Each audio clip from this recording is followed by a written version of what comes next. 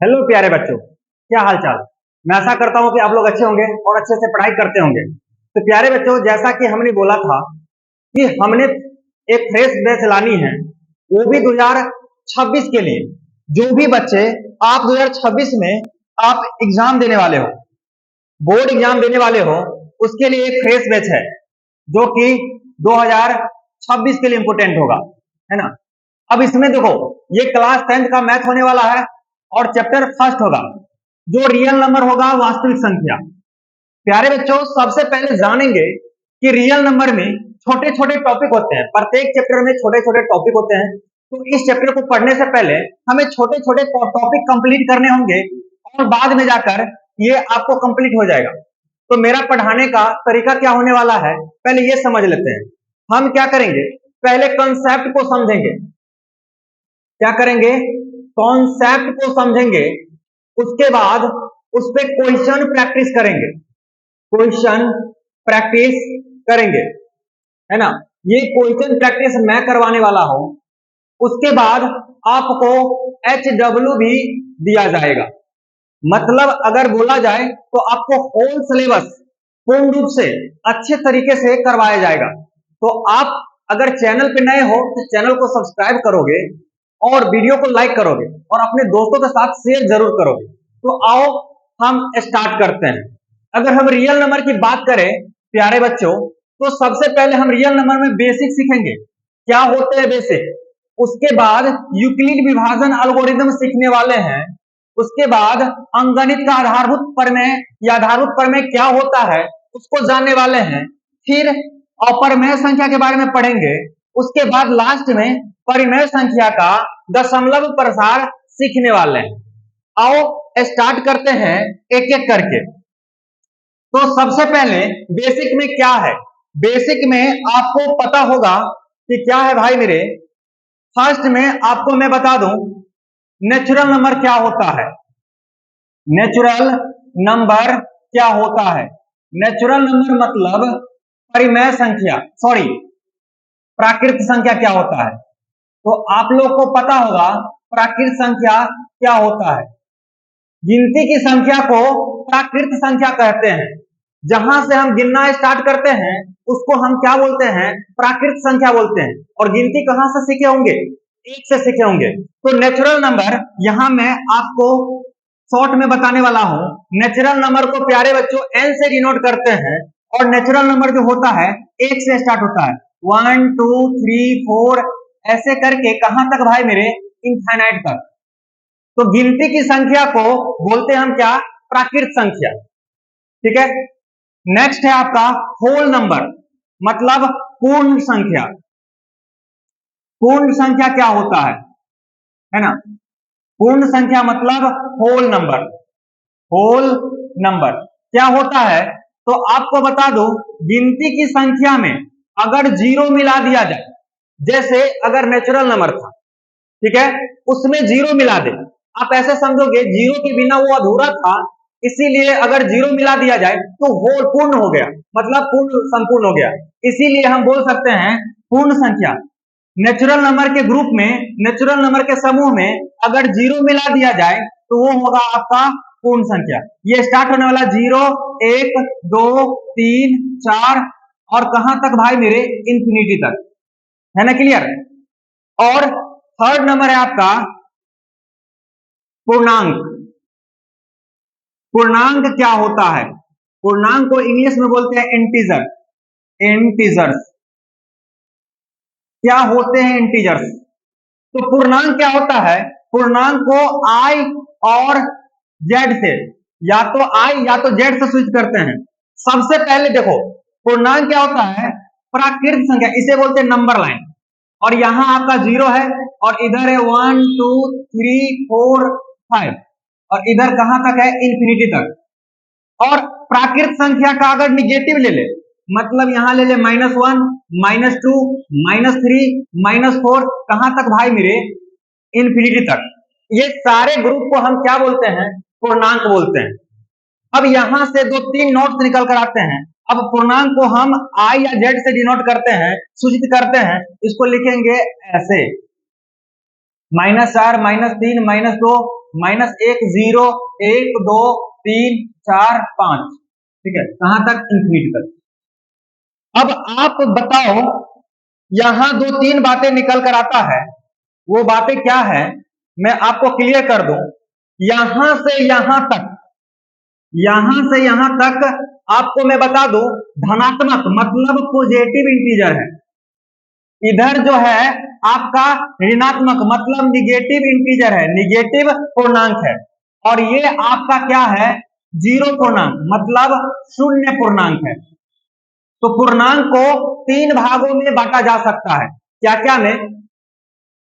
Positive पूर्णांक, धनात्मक पूर्णांक, शून्य पूर्णांक और ऋणात्मक पूर्णांक। क्लियर है? अगर हम आगे बात करें तो ये देखो पॉजिटिव पूर्णांक क्या है? यही तो आपका प्राकृत संख्या है। और ये जीरो से मिलाकर ये क्या है? तो जीरो से मिलाकर ये आपका क्या है? पूर्ण संख्या है। और ये पूरा मिला दिया जाएगा तो ये आपका क्या है? पूर्णांक है। क्लियर है? तो आपसे मैं एक क्वेश्चन पूछ लेता हूं कि सभी प्राकृत संख्या पूर्णांक है, सही या गलत? तो आप लोग बोलोगे सभी प्राकृत संख्या पूर्णांक तो है ही, लेकिन इसका उल्टा सही नहीं होगा। सभी पूर्णांक क्या प्राकृत संख्या है? तो आप बोलोगे नहीं, सभी पूर्ण संख्या प्राकृत संख्या नहीं है, क्योंकि जीरो के वजह से आपका प्राकृत संख्या नहीं बन रहा है, लेकिन पूर्ण संख्या। आओ आगे बढ़ते हैं और फोर्थ नंबर में पढ़ेंगे क्या कि फोर्थ नंबर में पढ़ेंगे हम लोग सम संख्या क्या होता है। सम संख्या, सम संख्या क्या होता है? मतलब इवन नंबर क्या होता है? Even number. तो आप बचपन से ही पढ़ते आ रहे हो, वैसी संख्या जो दो से पूरा पूरा कट जाए उसे हम बोलते हैं सम संख्या। जो दो से पूरा पूरा कट जाए, जिस संख्या में दो से पूर्णतः भाग लग जाए उसे हम बोलते हैं सम संख्या। जैसे एग्जाम्पल के तौर पे आप ये समझते हो 0 2 4 6 8 10, ये सब क्या है मेरे भाई मेरे? ये सब सम संख्या है। अब सम संख्या को गौर से देखो तो ये देखो, अगर जीरो है, ये है, एक मिनट सॉरी, अरे हीरा भी डांस करने लगता है। चलो देखो, हाँ ये देखो, तो वैसी संख्या जो दो से पूरा पूरा कट रहा होगा उसे हम सम संख्या बोलते हैं। अब जरा देखो सम संख्या के बारे में बात करा जाए तो सम संख्या का रूप कैसे होने वाला है? तो सम संख्या का रूप ये होने वाला है 2m, जहां m एक पूर्णांक है। जहां इस रूप का होगा, कैसे भाई मेरे? अगर m का वैल्यू पूर्णांक है, m का वैल्यू जीरो दोगे तो 2 गुने जीरो मतलब क्या होने वाला है? जीरो। m का वैल्यू अगर एक दोगे तो ये होगा 2 गुने एक मतलब 2। कहने का मतलब जिस ये रूप जो होगा ना, सम संख्या का रूप होगा 2m का। 2m का क्यों? आपके एग्जाम में पूछ लिया गया था कि सम संख्या का रूप किस तरह के होते हैं, मतलब सम संख्या इनमें से कौन है? तो 2m या इसके बाद 2p भी हो सकता है, p एक पूर्णांक है, ये इंडिकेट करने का एक तरीका है। आओ आगे बढ़ते हैं। अब देखो फिफ्थ नंबर में आपका विषम संख्या।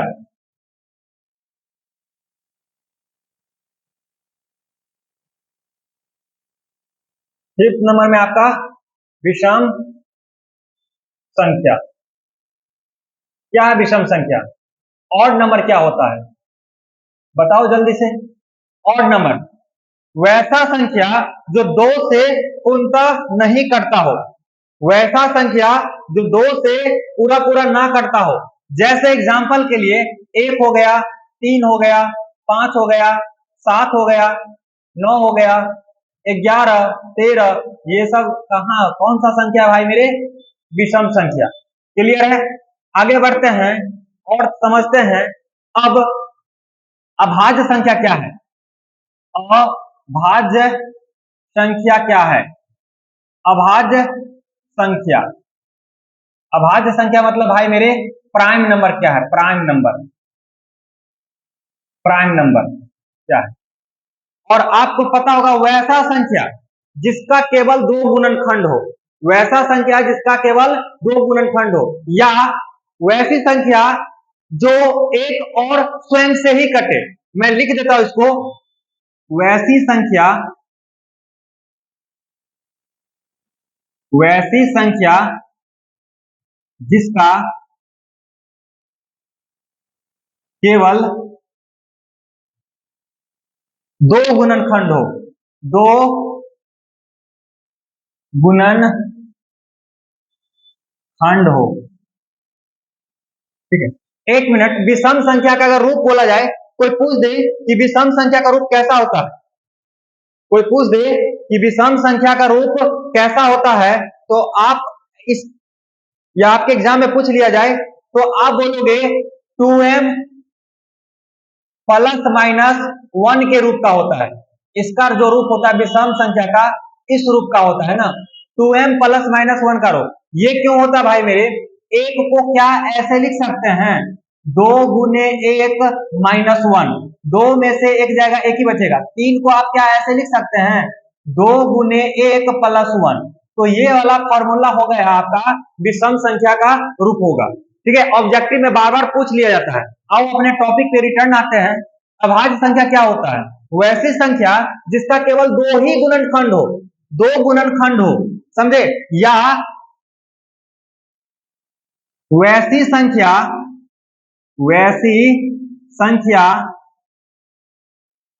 जो एक और स्वयं से ही कटे। स्वयं मतलब खुद से ही कटे, स्वयं से ही विभाजित हो।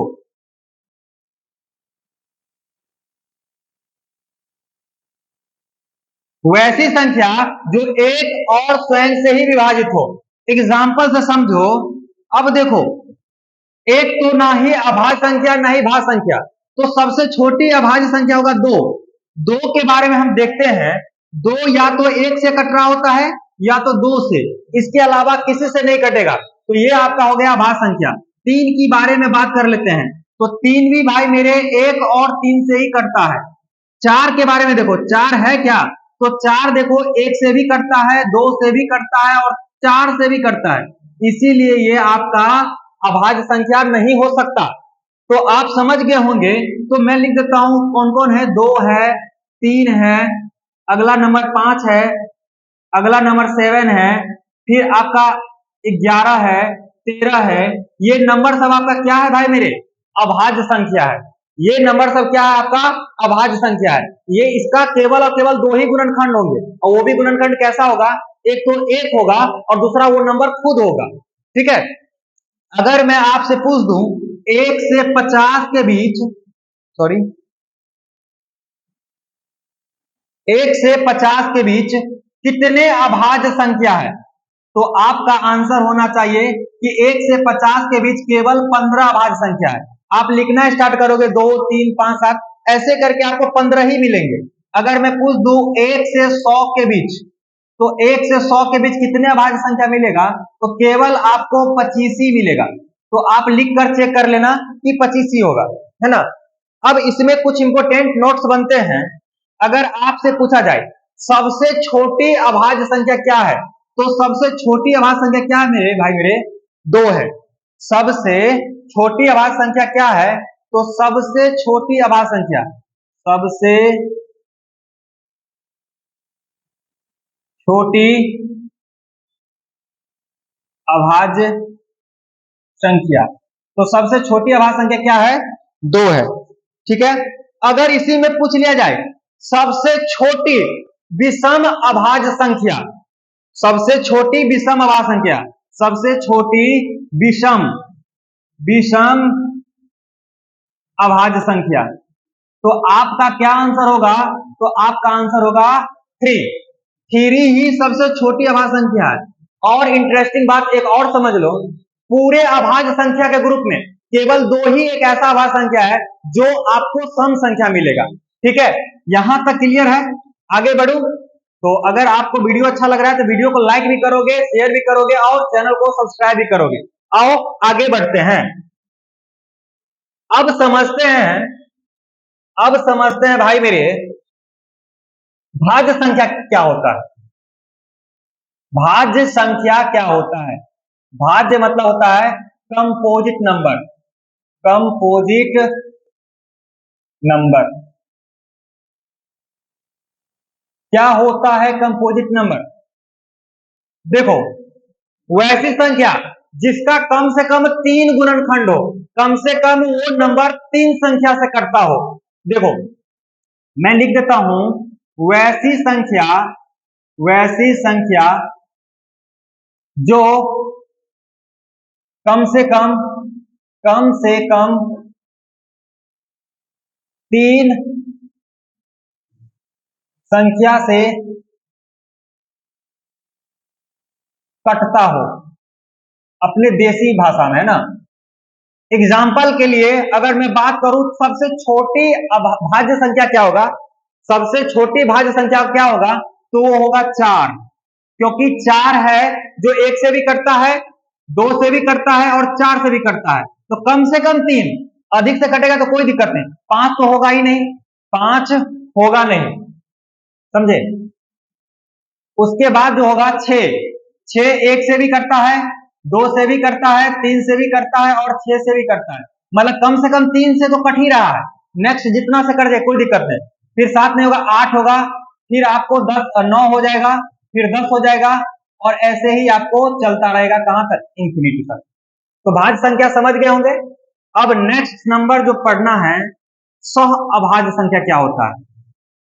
सह अभाज्य संख्या, ट्विन प्राइम नंबर क्या होता है? ठीक है, या को प्राइम नंबर, लगभग लगभग दोनों में अंतर होता है, लेकिन यहां समझेंगे को प्राइम नंबर क्या होता है। को प्राइम नंबर क्या होता है? देखो, वैसी दो संख्या जिसका एचसीएफ 1 हो, कहने का मतलब ऐसे दो नंबर को चुनो जिसमें 1 के अलावा कुछ भी कॉमन ना हो, उसे ही हम बोलेंगे सहअभाज्य संख्या। जैसे हमने ले लिया 9 और 25, भाई मेरे 9 और 25 का एचसीएफ निकालोगे, मतलब मौसौ निकालोगे, मौसौ मतलब एचसीएफ निकालोगे तो एचसीएफ आएगा 1, और जिसका एचसीएफ आएगा 1 मतलब इस 9 और 25 में कुछ भी कॉमन नहीं है, कुछ भी कॉमन नहीं है 1 के अलावा, उसे ही हम बोलते हैं सहअभाज्य संख्या। ठीक है, जैसे आपको मैं बता दूं 7 और 11, इस दोनों नंबर में ना भाई मेरे 1 के अलावा कुछ भी कॉमन नहीं है, इसीलिए यह सहअभाज्य संख्या को प्राइम नंबर कहलाएगा। क्लियर है? आओ नेक्स्ट समझते हैं। अब अपना नंबर है परिमेय संख्या। परिमेय संख्या, परिमेय संख्या के बारे में आप लोग समझते होंगे, इसको बोलते हैं रैशनल नंबर, रैशनल नंबर क्या होता है? तो इसको मैं डिफाइन कर देता हूं यहां, वैसी संख्या, वैसी संख्या जो P बाई Q के रूप का हो और P और Q पूर्णांक हो। अभी जस्ट हम लोग पढ़े थे पूर्णांक क्या होता है ना, P और Q क्या हो? पूर्णांक हो, कौमा दोनों में। और एक चीज और इसमें याद रखना है कि आपका Q जो होगा ना, Q बराबर नहीं 0 होगा, Q आपका कभी 0 नहीं होगा। और एक चीज और इसमें लिखा जाता है कि दोनों का मौसम मतलब एचसीएफ P और Q का क्या होना चाहिए भाई मेरे? 1 होना चाहिए। एग्जाम्पल के लिए समझ लेते हैं, 2/3, 5/7, 18/3, -7/1, ये सब सारे नंबर क्या है? परिमेय संख्या। लेकिन गलती से भी 3/0 मत कर देना, क्योंकि ये जो होता है अपरिभाषित, अनडिफाइंड हो जाता है, तो ये Q बराबर यहां 0 नहीं हो सकता है। क्लियर है? परिमेय संख्या समझ में आया। आओ नेक्स्ट समझते हैं अपरिमेय संख्या। क्या समझते हैं? अपरिमेय संख्या। 10 नंबर में समझते हैं अपरिमेय संख्या क्या होता है। अपरिमेय मैं संख्या। इरेशनल नंबर क्या होता है? इरेशनल नंबर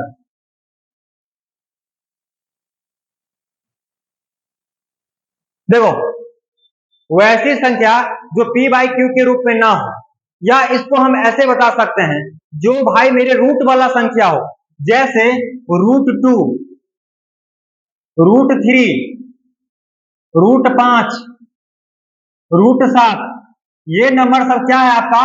अपरमेय संख्या। या आप ऐसे भी बोल सकते हो जिस संख्या का जिस संख्या का जिस संख्या का दशमलव प्रसार मतलब अगर उसको भाग दोगे, प्रसार, सॉरी एक मिनट, जिस संख्या का दशमलव प्रसार मतलब इसको रूट के मतलब दशमलव के रूप में लिखोगे, उसका ना दशमलव प्रसार अशांत अनावर्ती होगा। अशांत अनावर्ती, अनावर्ती, अनावर्ती मतलब क्या भाई मेरे? अशांत, जो कटेगा नहीं कहीं, और वो कहां तक जाएगा? ना रिपीट भी करेगा। और इसी ग्रुप में एक पाई भी आता है। पाई क्या होता है? पाई जो होता है भाई मेरे, वो अपरमेय संख्या होता है। क्योंकि आप लोग बोलोगे कि पाई तो 22/7 होता है वैल्यू इसका, है ना? 22/7 इसका लगभग वैल्यू है, इस पे कभी और डिस्कस करेंगे। लेकिन पाई एक्चुअली में पाई का वैल्यू है ना 3.14, ऐसे करके ना कहां तक? ट्रिलियन तक निकाला जा चुका है। ना वो रिपीट हुआ है और ना ही कहीं कटा है, इसीलिए उसको हम रखे हैं अपरमेय संख्या के ग्रुप में। आओ नेक्स्ट करते हैं हम लोग 11, जो चैप्टर का नाम है वास्तविक संख्या, है ना? चैप्टर का नाम भी है वास्तविक संख्या। वास्तविक संख्या मतलब रियल नंबर। अब हम लोग चैप्टर के नाम का ही चीज समझ रहे हैं, रियल नंबर। क्या होता है रियल नंबर? तो आपको मैं बता दूं, परिमेय और अपरमेय संख्या के समूह को रियल नंबर बोलते हैं, वास्तविक संख्या बोलते हैं। परिमेय परिमेय और अपरिमेय, दिख रहा होगा? परिमेय और अपरिमेय संख्या के समूह को, परिमेय और अपरिमेय संख्या के समूह को वास्तविक संख्या कहते हैं। वास्तविक संख्या कहते हैं, समझे? या आप इसको ऐसे भी समझ सकते हो, जिसे हम संख्या रेखा पे लिख सकते हैं। अगर हमें पूछा जाए कि जैसे आदमी, कोई आदमी जो है उसका कहीं ना कहीं घर होता है, ऐसे ही संख्या का भी घर होता है, उसको बोलते हैं संख्या रेखा।